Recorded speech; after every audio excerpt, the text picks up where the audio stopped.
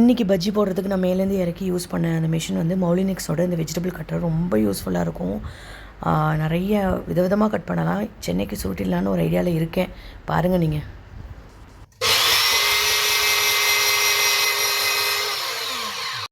இங்கே தான் oil quality, கடலை மாவெல்லாம் எக்ஸ்போர்ட் குவாலிட்டிங்கனால பெரட்டவே நீங்கள் அங்கே சாப்பிட்றத விட ஒரு 2 மடங்கு 3 மடங்கு இங்கே சாப்பிடலாம், ஒன்றுமே பண்ணாது. இன்றைக்கும் அப்படி தான் பஜ்ஜி சூப்பராக வந்து சொல்லிட்டு இருந்தாங்க உங்கள் வீட்டுக்காரங்க. அதனால் நிறையவே சாப்பிட்டோம். நானும் அவங்க எல்லாம் போட்டு முடிச்சுட்டு என்னோடய காஃபியும் பஜ்ஜியும் எடுத்துக்கிட்டு பால்கனியில் வந்து உட்காந்துட்டேன் எப்போதும் போல். This is my favourite place. சன்செட்டை பார்த்துக்கிட்டு ஜாலியாக அங்கே சாப்பிட்டாச்சு உட்காந்து ஃபுல்லாக. அப்புறம் நைட்டுக்கு டின்னர் என்னென்னு யோசிச்சு போய் இட்லி சாம்பாரும் பண்ணலான்னு பண்ணது. ஸோ இட்லி சாம்பாருக்கு வேணுங்கிற எல்லா காயும் கட் பண்ணி குக்கரில் வச்சு பருப்பையும் போட்டு ஒரு 5 விசில் 6 விசில் வந்தப்புறம் எடுத்துகிட்டு சாப்பிட்றதுக்கு ரெடி பண்ணிக்க வேண்டியதான். இட்லி தான் இப்போ ரொம்ப பிடிக்குது. ஒரு ஏஜுக்கு அப்புறம் idli is a very good food. டைஜஷனுக்கு எல்லாத்துக்குமே ரொம்ப ஹெல்ப்ஃபுல்லாக இருக்குது. Good night.